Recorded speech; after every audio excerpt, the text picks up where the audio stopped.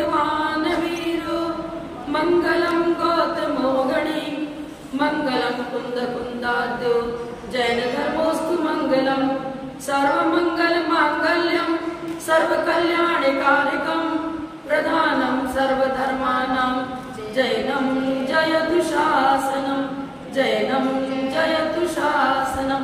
जय बोलो श्री अनंतानंद परम सिद्ध भगवान की जय। 1000 श्री शांतिनाथ भगवान की जय। परम पूज्य आचार्य श्री आदि सागर जी महाराज की जय। परम पूज्य आचार्य श्री शांति सागर जी महाराज की जय। परम पूज्य आचार्य श्री महावीर कीर्ति जी महाराज की जय। परम पूज्य वात्सल रत्नाकर आचार्य श्री विमल सागर जी महाराज की जय। परम पूज्य तपस्वी सम्राट आचार्य सन्मति सागर जी महाराज की। परम पूज्य आचार्य श्री सुनील सागर जी महाराज की। परम पूज्य प्रथम गणनियारिका रत्न श्री 105 विजयवती माता जी की।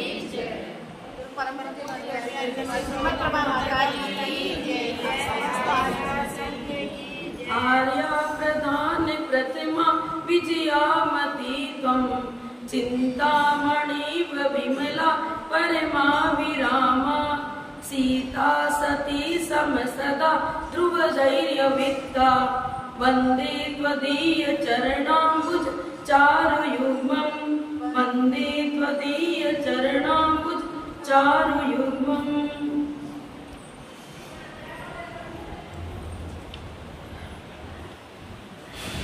डोडा धर्म प्रधान नगरी,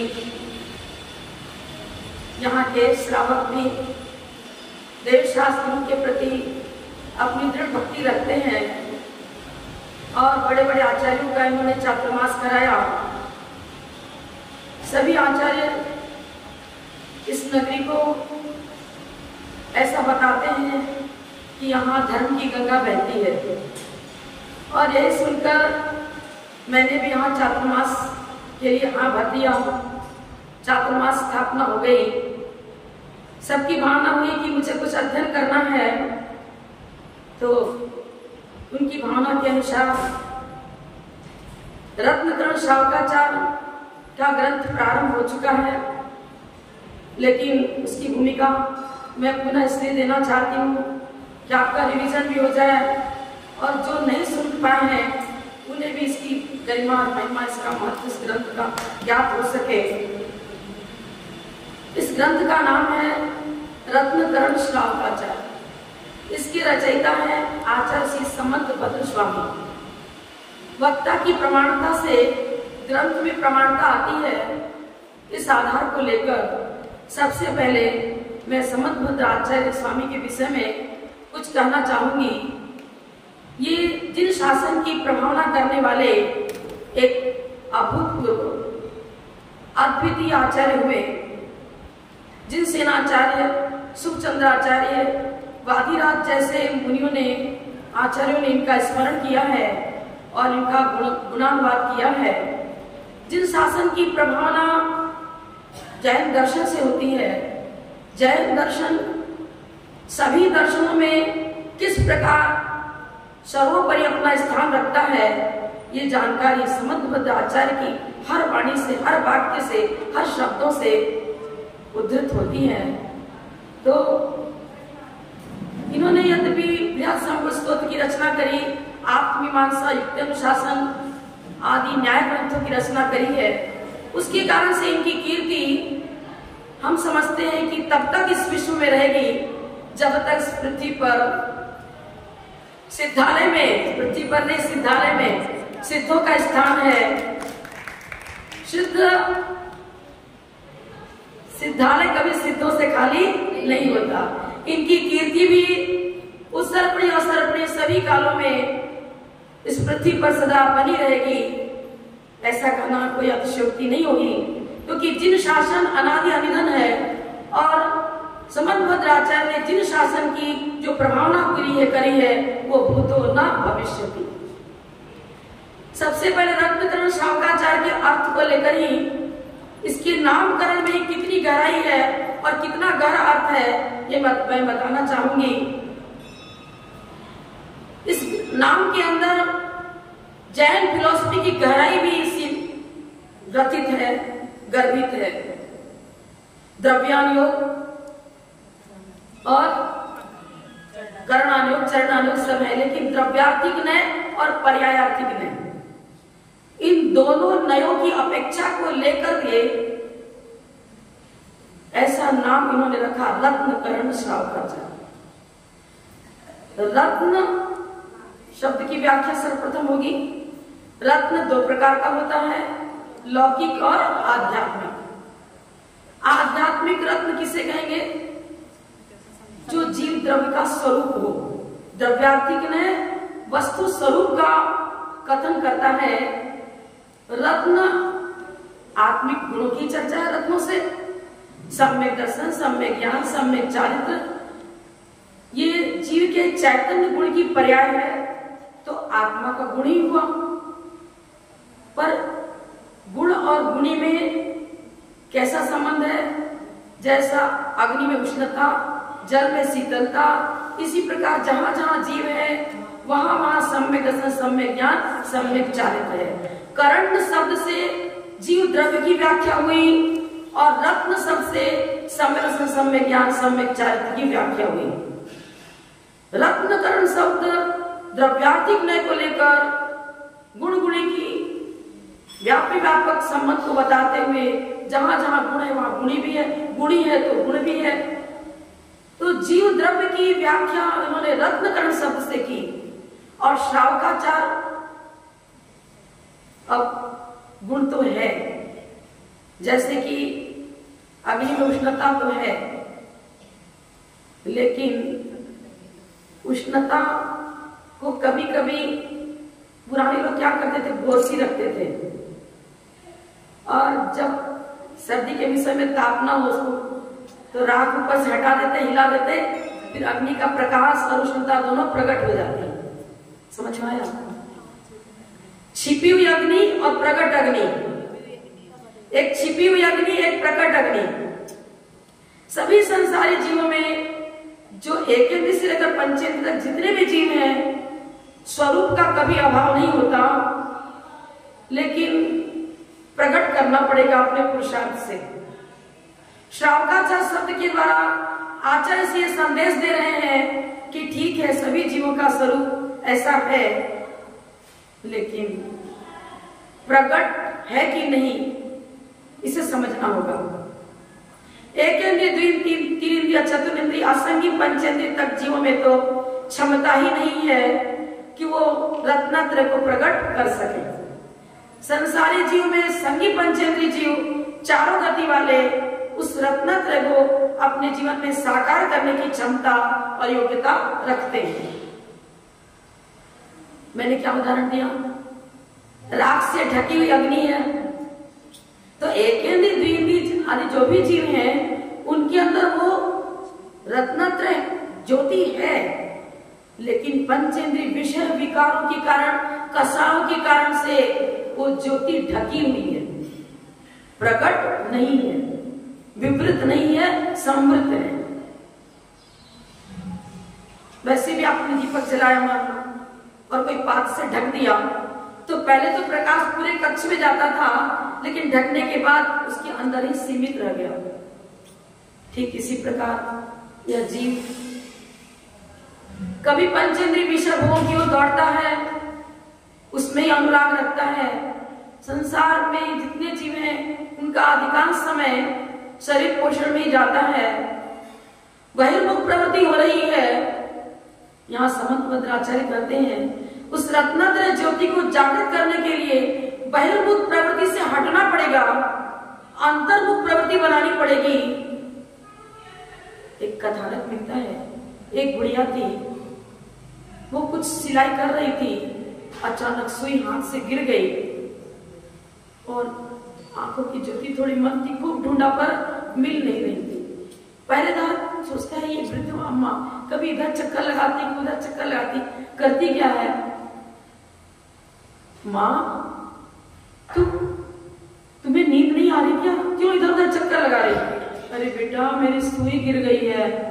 अरे माँ अंधेरे में सुई मिलेगी क्या? अरे प्रकाश में ढूंढो तो मिलेगी।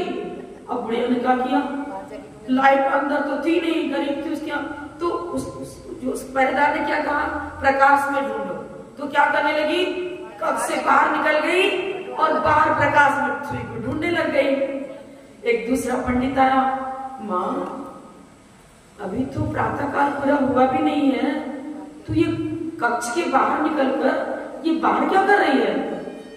अरे मेरी सुई गिर गई है ना, तू बता कहाँ गिरी थी? गिरी तो थी अंदर, अरे तू बाहर क्यों ढूंढ रही है? जहां गिरी वहीं तो ढूंढो, मैं क्या करूं? उसने तो कहा कि प्रकाश में ढूंढो। अरे मां, जहां गिरी है वहीं प्रकाश करना होगा, तब वो सुई मिलेगी। इसी प्रकार हम भी कितने ऐसे ही हैं, मंदिर जाते हैं, एक क्षेत्रों की वंदना करते हैं, ये निमित्त है, प्रकाश निमित्त था, और उस प्रकाश को, टॉर्च को वही रोशनी डालनी होगी जहां से कार्य लेना है, जहां कार्य करना है। हमें रत्नत्रय, उस रत्न को पाना है, पर वो रत्न क्या हुआ, गुम गया। गुम गया मतलब मेरी जानकारी में नहीं रहा। आप कभी ऐसा होता है, चीज रखते कहीं हो और ढूंढते कहीं हो। अब खजाना तो ये जीव द्रव्य ही है रत्नत्रय का, पर उस खजाना, वो खजाना कैसे मिलेगा, किस प्रकार मिलेगा, इसके लिए हमें आलम्बन, टॉर्च की तरह रोशनी देने वाला कौन है? सच्चे देव, सच्चे शास्त्र और सच्चे गुरु। आलम्बन है। टॉर्च कोई देखते रहे, संभालते रहे, और जो गुम गई वस्तु उधर तो उपयोगी नहीं डालना। अरे टॉर्च निमित्त है, उस प्रकाश का फोकस ठीक व्यवस्थित डालना पड़ेगा, तब वो गुमी वस्तु मिलेगी। इसी प्रकार प्रत्येक जीव के गुण है, गुण त्रैकालिक होता है, उसका कभी सर्वथा भाव नहीं होता है। आविर्भाव तिरोभाव होता है, लोप होता है, मिटता है, ढक जाता है। पंचेंद्रिय विषय, विषयानुराग क्या करता है? अंतर्मुख प्रवृत्ति को से हमें रहित कर देता है, मतलब उपयोग बाहरी बाहर जाता है। अंतर में छिपेंगे वो रत्न, जो कि तब नजर आएगी जब पंचेंद्रिय विषय समाप्त होगा। पूर्व दिशा में गमन कर रहे हो तो पश्चिम में गमन नहीं हुआ। आप सोचो, पूर्व और पश्चिम दोनों दिशा में एक साथ गमन हो जाए, नहीं हो सकता। जिस समय सम्यक दर्शन परिणति होगी, उस समय विषयानुराग नहीं रहेगा। जिस समय विषयानुराग है, उस समय सम्यक दर्शन का प्रकटीकरण नहीं हो सकेगा। सत्ता में भले ही लब्ध्यात्मक और उपयोगात्मक दो प्रकार का सम्यक दर्शन होता है। पर द्रव्यते भिन्न आप में रुचि सम्यक्त भला है, छठारह बताएंगे। आत्माभिरुचि को जागृत करने के लिए यहाँ पर श्रावक में श्र शब्द का प्रयोग किया है। श्रद्धालु बनो, निज आत्म अंदर छिपे हुए रत्नत्रय ज्योति को निहारो, परखो, जानो। तत्व ज्ञान के द्वारा हमें रत्न की पहले पहचान करनी होगी।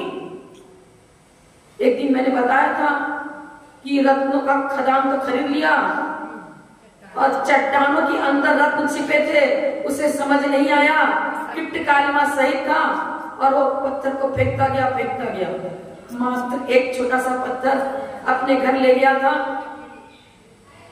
उससे रसोई घर में चटनी बांटता था। उसका मित्र आया और कहने लगा, मुझे भी कुछ रत्न खरीदने हैं, तुमने तो बहुत बड़ी खदान खरीदी थी। अरे मेरा तो मूल भी गया, अब तो मैं कंगाल हो गया, मेरे पास कुछ भी नहीं है, इतनी भी संपत्ति नहीं कि अपनी जीविका चला सकूं, रत्न कहां से दूंगा? ऐसा हो नहीं सकता। रत्नों की खान हो और उसमें रत्न ना हो। समय से सम्यक ज्ञान, सम्यक चार्क रत्नों की खान है, जीव द्रव्य, पर वो छिपा हुआ है। ये गुरु, ये देव शास्त्र, इनका आलंबन लेने से हमारे अंदर वो विद्या प्रकट होती है जिससे हम उनकी पहचान कर सकें। क्या हुआ, मित्र था जौहरी, जब उसने कहा चलो ये हमें दे दो और हम तेरे को 10-20 लाख जो चाहिए ले लेना, तो कहने लगा नहीं 10-20 लाख मित्र भी हो तो फ्री में नहीं देगा।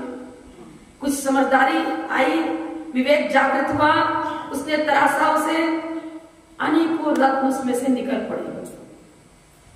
हम इस पंचेंद्रिय विषय सुख में जो सुखाभास है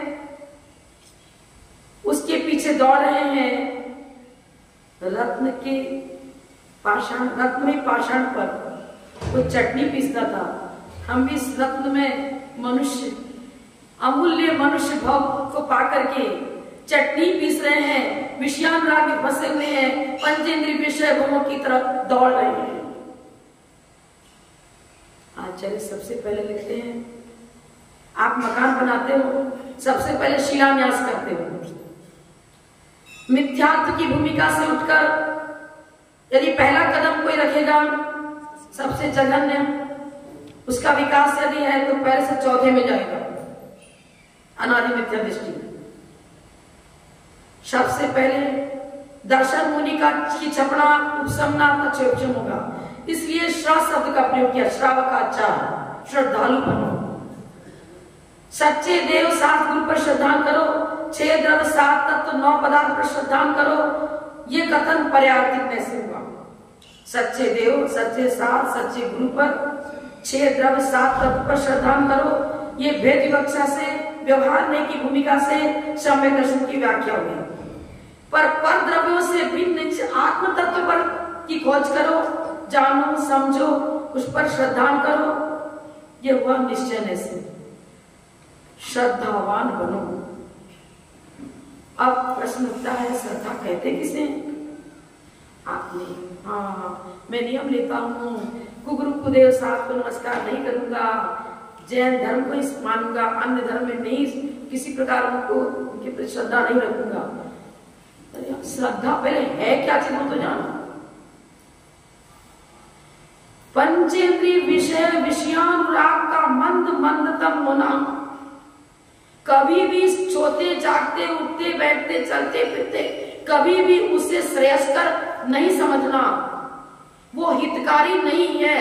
हित और अहित की पहचान कर हित के प्रति अनुराग जगना और अहित से हटना, अहित के प्रति अनास्था और हित के प्रति आस्था, ये है सम्यक दर्शन। विषैला तत्व क्या है? सर्प बैठा हुआ है, कोई भी सर्प के मुख में हाथ डालने को तैयार नहीं होगा, क्योंकि वो मृत्यु का कारण बनता है। मिथ्यात्व हलाल विष है जो हमारे भाव प्राण का घात करता है। भाव प्राण रत्नत्र है, आत्मा का स्वरूप है। जब तक विषैला तत्व क्या, अमृत क्या, विष क्या, इसकी पहचान होना और हर समय अमृत पान की ही भावना रखना। रसोई घर में बैठे रोटी बना रहे, वहां उस कार्य को, बहिर्मुख कार्य तो हो रहा है उधर, लेकिन रुचि उसमें नहीं है। मरीज को हॉस्पिटल में डाल दिया, अभी 15 दिन यही रखना पड़ेगा, तो मरीज सोचता है, हॉस्पिटल ये नहीं सोचता है कि हॉस्पिटल बहुत सुंदर बना है, इसका बिल्डिंग बहुत सुंदर है, फर्नीचर बहुत सुंदर, दिखता है क्या? वो तो अहर्निश ये चाहेगा कि कब इस हॉस्पिटल से छुटकारा मिले, कब आरोग्यता मिले और यहां से निकलूं। इसी तरह दुकान में बैठे हुए, ऑफिस में बैठे हुए, घर में बैठे हुए, व्यापार करते हुए, फैक्ट्री में रहते हुए भी वो सम्यक दृष्टि जीव यही सोचता है, ये तो पिंजरा है, बंधन का कारण है, मलमूत्र से भरा हुआ ये जेल, दुर्गंधित। आप कहीं पर अपना रिजर्वेशन कराओगे, बुकिंग कराते हो, धर्मशाला की बुकिंग कराते हो, कहीं जाते हो तो गणियारिका विजयमती माता जी बताती थी, अरे यहाँ तो बड़ी हाई फाई बुकिंग कराते हो, वेंटिलेटर होना चाहिए, लैट्रिन बाथरूम अटैच होना चाहिए, ऐसा होना चाहिए, पर प्रभु के लिए भी तो थोड़ी बुकिंग करा लो भाई। हम यहाँ से डायरेक्ट तो वो जा नहीं सकते, इनडायरेक्ट जाना पड़ेगा। बीच में किसी न किसी का कहीं जगह सराय स्थान लेना पड़ेगा, रुकना पड़ेगा। मान लो समय शिखर में जाना है तो सीधे ट्रेन से सीधे पहाड़ पर पहुंच जाओगे क्या? फिर धर्मशाला में रुको कहीं, फिर वहां से चलोगे, पहाड़ की वंदना करोगे। अब यहां से बुकिंग कराने सिद्धालय की तो क्या करना पड़ेगा? कौन सी बुकिंग कराओगे? पंचेंद्रिय विषयानुराग में पड़े रहे तो बुकिंग कहाँ की हुई?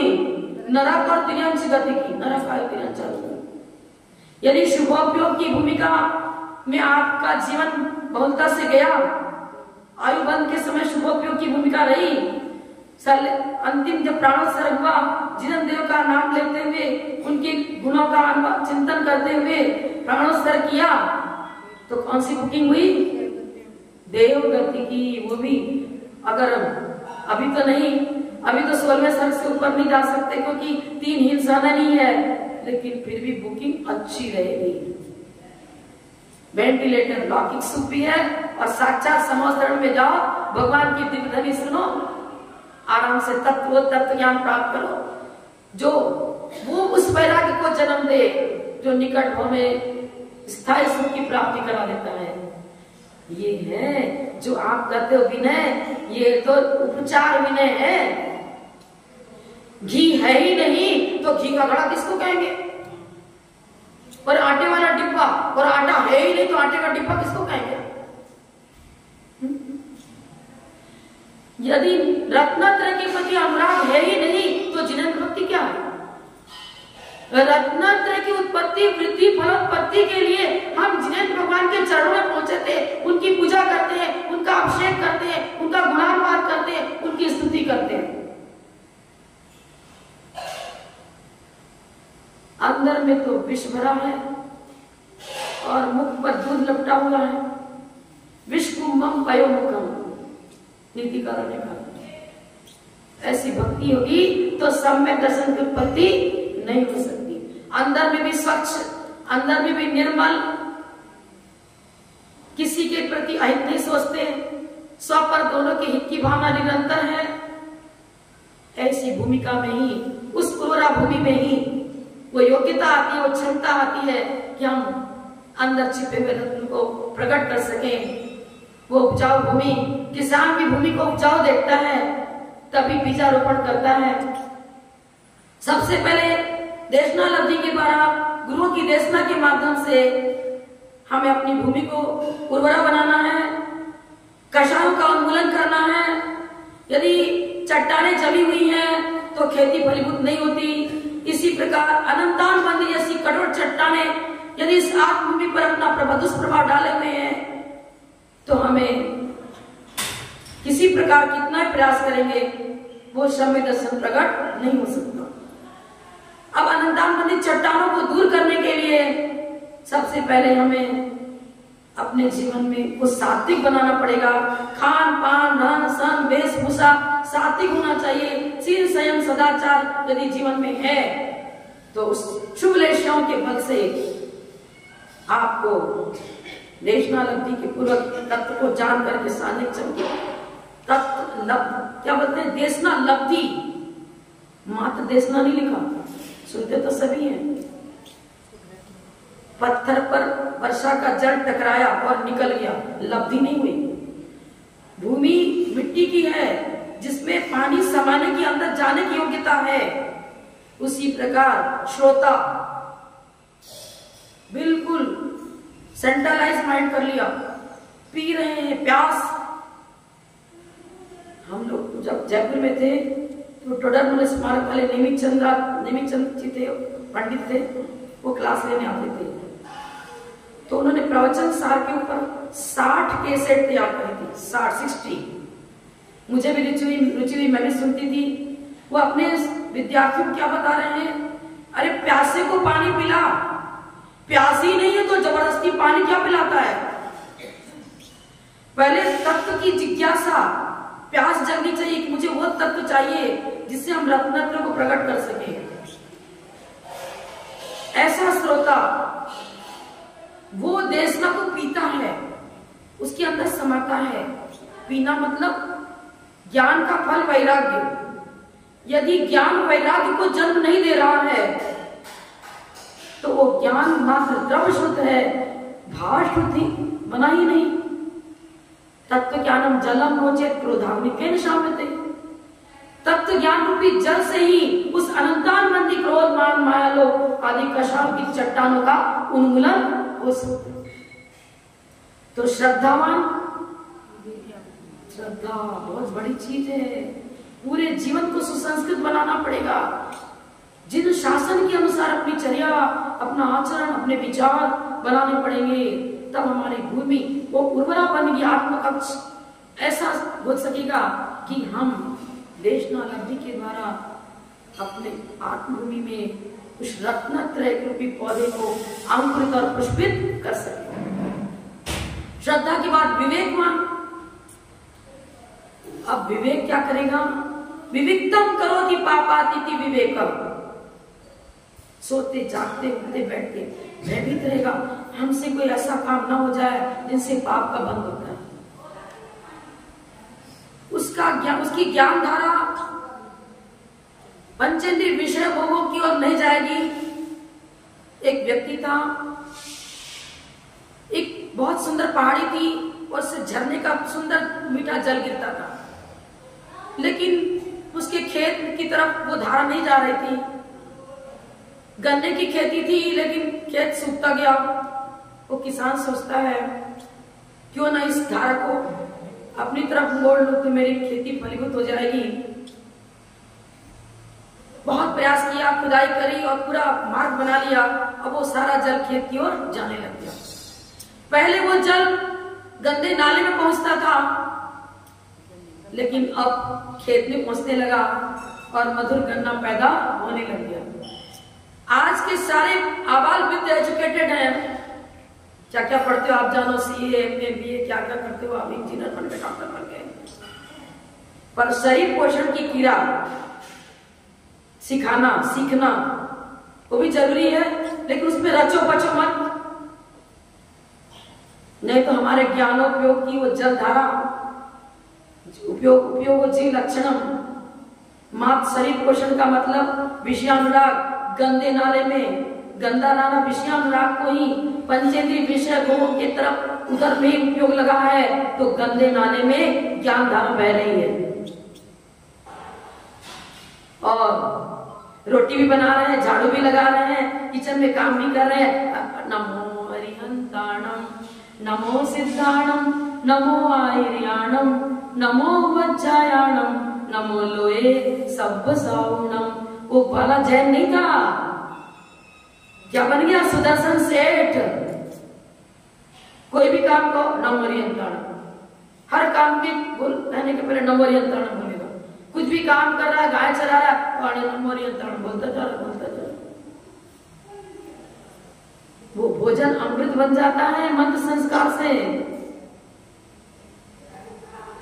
बाहर की भोग सामग्री आत्मिक गुणों का घात करने वाली एक मीठा विष है।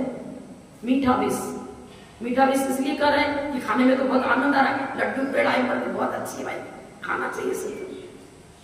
एक किम्पाक फल होता है, संतरे की तरह देखने में होता है, स्वाद भी अच्छा होता है, मीठा होता है, लेकिन हालाल विष मृत्यु का कारण बनता है। ऐसे पंचेंद्रिय भोग की जितनी भोग की सामग्री है सब भाव प्राण का घात करती है। त्रैकालिक जीवन टिकने वाला कौन है? भाव प्राण, रत्नत्रय।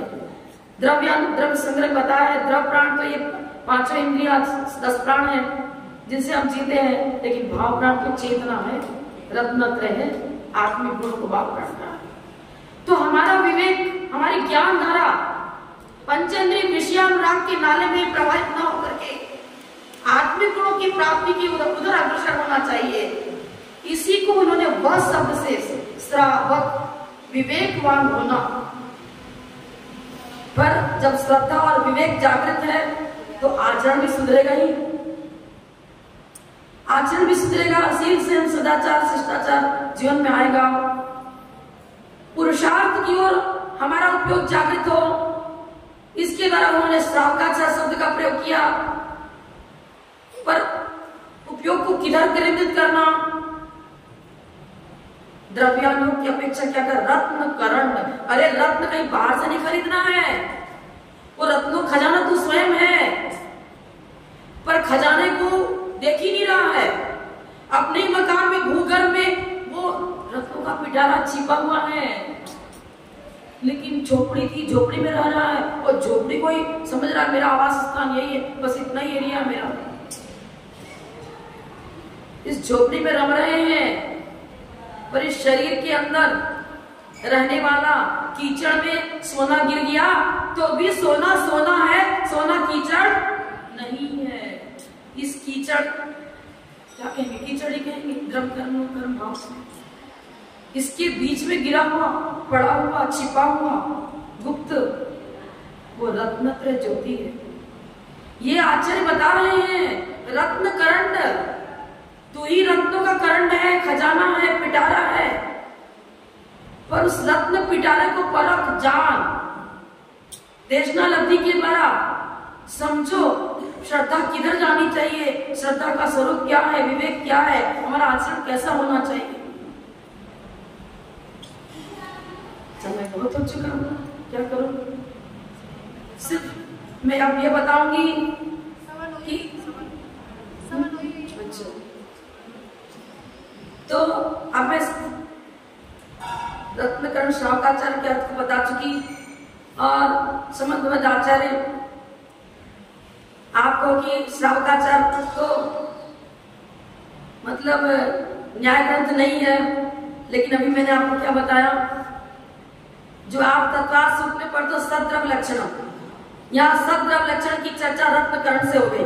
प्रत्येक जीव में रत्नत्रय की सत्ता है। फिर उत्पाद है ध्रुवयुक्तम सत्य, पर्यायतिकने से यदि आप वैभाविक परिणमन कर रहे हो तो संसार की वृद्धि होगी, स्वाभाविक परिणमन कर रहे हो तो दुखों से छुटकारा मिलेगा। उत्पाद है ध्रुवयुक्तम सत्य। अब किस प्रकार की पर्याय आप अपने जीवन में श्रेष्ठ समझ रहे हो? विवाह करना श्रेष्ठ समझते हो, भोग करना श्रेष्ठ समझते हो, उसमें आनंद लेते हो, कि जिन्हें देव की भक्ति में आनंद लेते हो, आप जानो।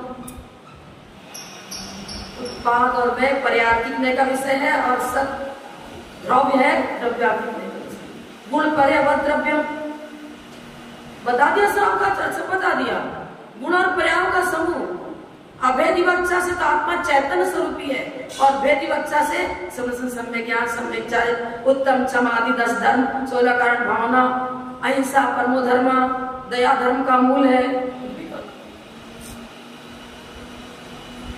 गुण पर्यावत द्रव्यम, गुण हो गया आत्मा का गुण चेतना, और ये सब उस आत्मिक गुणों की पर्याय है। चाहे उन्हें रत्नत्रय कर लो, चाहे उत्तम क्षमा 10 धर्म कर लो, चाहे अहिंसा परम धर्म कर लो, चाहे दया कुछ भी कर लो। पूरा तत्वार्थ सूत्र के निचोड़ को मात्र इन्होंने रत्नकर्ण श्रावकाचार्य में गर्भित कर दिया। क्या उनकी विद्वता, क्या उनकी श्रेष्ठता, क्या उनकी ज्येष्ठता, कह नहीं सकते। तो अन्य श्रावकाचार्य में तो उमा स्वामी श्रावकाचार्य, अमित गति श्रावकाचार्य, ऐसे कमलाचार्यों के नाम से समझते हैं। इन्होंने अपने नाम से समन्वत श्रावकाचार्य नहीं लिखा। क्यों नहीं लिखा? ये तो जैन धर्म की महिमा और गरिमा को सदा महत्व देते रहे, अपने नाम को महत्व देने का प्रयास है ही नहीं, लक्ष्य मात्र भी नहीं है। समझ लो आप। रत्न करंड, रत्नों का पिटारा प्रत्येक जीव द्रव्य है। इस फिलॉसफी को रखा उन्होंने। द्वादशांग के सार को, पूरा द्वादशांग जीव द्रव्य की चर्चा करता है। अन्य की चर्चा इसलिए करता है कि अन्य को समझे बिना हम अपनी बहिरात्मा को अंतरात्मा परमात्मा नहीं बना सकते। 6 द्रव्य में सबसे पहले जीव द्रव्य की चर्चा करी। जीव, पुद्गल, धर्म, अधर्म, आकाश और काल। 7 तत्वों में भी सबसे पहले जीव द्रव्य की चर्चा करी, जीव की चर्चा करी। जीव, अजीव, आश्रय, बंध, संभव, निचरा और मोक्ष। 6 द्रव्य, 7 तत्व, 9 पदार्थ, इनकी ही चर्चा द्वादशांग में मिलती है, और उसका केंद्र है जीव द्रव्य।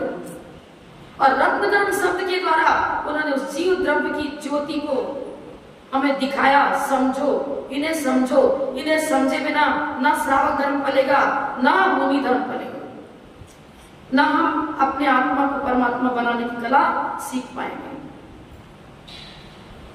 चलो अब मंगलाचरण का और प्रारंभ करते हैं। नमः श्री वर्धमानाय निर्धूत कलिलात्मने सालोकानां त्रिलोकानां यद् विद्या दर्पणायते। आप लोग भी करो मंगलाचरण।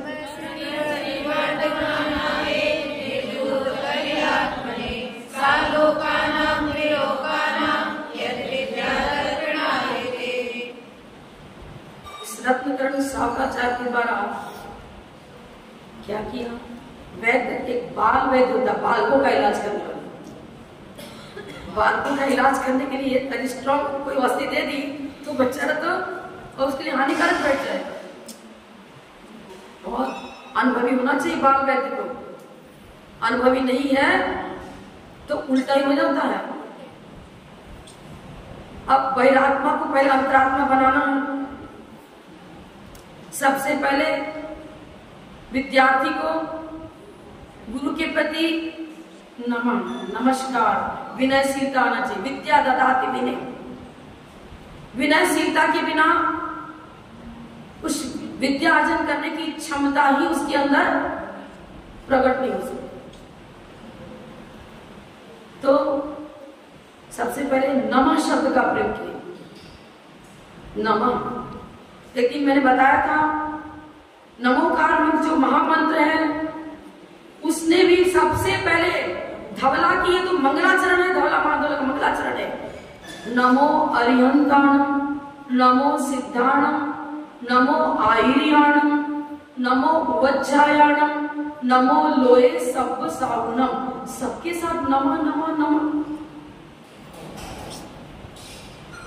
लौकिक शिक्षण में भी हम देखते हैं जब शिक्षक प्रवेश करते सारे विद्यार्थी खड़े हो जाते हैं। आप भी आपस में सबसे पहले जय जय हाथ जोड़ते हो। विनयशीलता के बिना शिष्टाचार सदाचार नहीं। शिष्टाचार का पालन करने के लिए, नास्तिकता का परिहार करने के लिए, कार्य की निर्विघ्न समाप्ति के लिए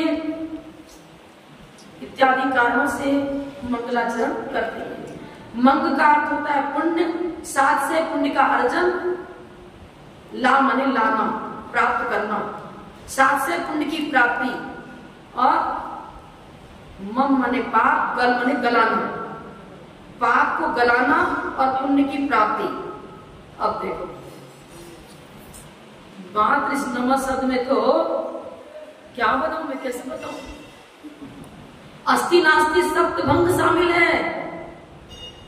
अस्ति नास्ति मंगलाचरण के अर्थ में अस्ति और नास्ति दोनों की व्याख्या मंगलाचरण शब्द से होती है। पाप का नाश और पुण्य की प्राप्ति।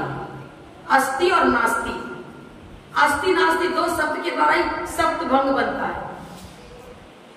पहले तो अस्ति, फिर नास्ति, फिर अस्ति नास्ति, फिर अवक्तव्य, फिर अस्ति अवक्तव्य, नास्ति अवक्तव्य और अस्ति नास्ति अवक्तव्य। मंगलाचरण फोकट का नहीं है, पूरे जैन सिद्धांत की गहराई नींव को बता रहा है। पहले शिलान्यास करो, समझो ये क्या है। मंगलाचरण पाप को गलावे और वैराग्य को जन्म दे, साठ से पुण्य की उत्पत्ति कराए, उसे कहते हैं मंगलाचरण। और मंगलाचरण भी सबसे पहले नमन किया, भाव नमस्कार और द्रव्य नमस्कार। भाव में यदि कुटिलता है तो उपचार विनय कभी भी हितकारी नहीं होगा। अगर हाथ नहीं भी जोड़ रहे लेकिन अंतरंग में गुरुओं के प्रति पूरी विनयशीलता है, उनकी आज्ञा का पालन है, परोक्ष में भी और प्रत्यक्ष में भी गुरु आज्ञा का पालन करता है, जैन देव की आज्ञा का पालन करता है, तो वो व्यक्ति अहर्निश हाथ नहीं जोड़ रहा है और उसका नमस्कार अहर्निश चल रहा है। उसका नमस्कार हर समय चल रहा है, विदाउट ब्रेक चल रहा है। जिन आज्ञा का पालन करना ही गुरु भक्ति, ऐसा भक्ति का भगवती आराधना होता है। जिनेंद्र देव की गुरु की आज्ञा का पालन करना जिनेंद्र देव की आज्ञा का पालन करना, इसको कहते भक्ति। भक्ति का अर्थ ये है, और भक्ति को ही उद्घाटित प्रकट करने के लिए नमः शब्द का प्रयोग किया जाता है। नमः और वर्धमान शब्द से क्या बताया इन्होंने, आपको प्रभाचंद्र आचार्य की टीका सुना देती हूँ। समंत भद्राचार्य ने जो लिखा, प्रभाचंद्र आचार्य ने उसकी टीका करी है। एक तो उन्होंने अर्थ लिया, अंतिम तीर्थंकराय श्री वर्धमानाय नमः। फिर परमातिशय प्राप्त मानम केवल ज्ञानम यस्य असौ स वर्धमान। जिन ने केवल ज्ञान प्राप्त किया, ज्ञान का चरम विकास, मान का अर्थ होता है मापना, मूल्यांकन, प्रमाण। सम्यक ज्ञान को प्रमाण कहा ना, तो मान का अर्थ हो गया प्रमाण। केवल ज्ञान सर्वोपरि है, उसी से अन्य ज्ञान को प्रामाणिकता मिलती है। तो प्रकृष्ट ज्ञान इस अर्थ हुआ मान का। परमातिशय प्राप्त मानव केवल ज्ञान। जिन्होंने केवल ज्ञान को प्राप्त कर दिया, उन सभी तीर्थंकरों को, सामान्य केवलियों को, सारे अनंत परमेश्वरियों को नमः श्री वर्धमानाय के द्वारा उन्होंने नमस्कार किया। अब फिर अस्ति नास्ति आ गया। पहले बाधक सामग्री हटाओ, यदि पाप परिणति न मिटे तो पाप और पुण्य, अंधेरा और प्रकाश दोनों एक साथ आ जाएंगे, प्रकट नहीं हो सकता। निर्धूत कलिलात्म ने पहले बाधक सामग्री को हटाओ, पाप रूप प्रवृत्ति से हटो। कलिल मने पाप, निर्धूत मने धो दिया। जिनेंद्र देव ने पहले घातिया कर्म को नष्ट किया, तब वो रत्नत्रय, चाहे समझ, चाहे ज्ञान, चाहे चारित्र प्रकट हुआ। समझ में आया? जब तक पाप रूप प्रवृत्ति रहेगी, तब तक आत्मिक गुण प्रकट नहीं होंगे। रत्नत्रय की आभा, ज्योति, प्रकाश से हमारा जीवन तब अलंकृत होगा जब पाप रूप प्रवृत्ति हटेगी। इसीलिए लिखा निर्धूत कलिलात्म ने, पहले पाप को धोने का प्रयास करो। और जिन्होंने संपूर्ण घातिया कर्म पाप में प्रवृत्तियों को धो लिया है, वही वर्धमान बने, वही तीर्थंकर बने, वही केवली बने। और पाप को धोते ही, पाप का मन हटते ही वो छिपी हुई ज्योति प्रकट हो गई। सालोका नाम तिलोका नाम यद विद्या दर्पणाते। जिनके विद्या ज्ञान में, जिनके ज्ञान में दर्पण की तरह, दर्पण से केवल ज्ञान की तुलना करी, दर्पण के आगे सब पदार्थ झलकते हैं। आपको ऐसे दर्पण हो जिसमें लोक अलोक के सारे पदार्थ द्रव्य गुण पर्याय सहित एक साथ झलकते हैं। बाधक सामग्री जब तक नहीं हटेगी, तब तक साधक सामग्री तो आपने पकड़ ली। कोई ट्रेन पकड़ा, गाड़ी 4 व्हीलर पकड़ा, अब बीच में रास्ता जाम हो गया, अब लोग क्या करोगे? अचानक कोई ब्रेक खराब हो गया, कोई गाड़ी की मशीन खराब हो गई, आगे बाधक सामग्री। अचानक मोबाइल से सूचना सुन ली, अरे मेरे घर में कोई बहुत संकट आ गया है, आधे रास्ते से लौट गया, बाधा आ गई। पाप कर्म ही बाधक होता है और पुण्य ही साधक होता है। तो इसलिए इस बात को भी उन्होंने दिखाया। ये क्या एक, जैसे कि तत्वार सिद्ध की टीका हुई सर्वार सिद्धि, फिर वही टीका तत्वार्थ वृत्ति, अकलंक देव स्वामी का राजवार्तिक, श्लोक वार्तिक, ऐसे यदि एक मंगलाचरण की भी टीका की जाए तो इसी तरह मोटे मोटे ग्रंथ तैयार होते हैं। मैं समझ नहीं लूंगी आपको, तो दूसरा श्लोक चालू करने के बाद तो फिर लंबा विषय हो जाएगा। लेकिन जो मैंने बताया अब आप जानो, तो आपको अच्छा लगा कि नहीं लगा, आपके लिए उपयोगी है या नहीं। वाणी तो उपयोगी होती है, लाभदायक होती है,